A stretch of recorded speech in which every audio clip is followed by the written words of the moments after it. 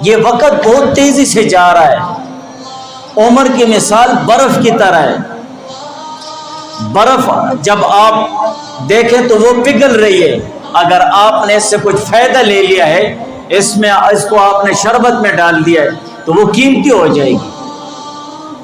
اسی طرح اپنی زندگی کو قیمتی بنانا ہے، اور وقت تو بڑا تیزی سے گزر رہا ہے۔ حضور پاک صلی اللہ علیہ وسلم نے قرب قیامت میں جو پیشن گوئیاں بیان فرمائی ہے، ان میں سے ایک وقت کا بہت ہی تیزی سے گزرنا ہے۔ یہ بھی قیامت کی نشانیوں میں سے ایک نشانی کہ وقت تیزی سے گزرے گا، پتہ ہی نہیں چلے گا۔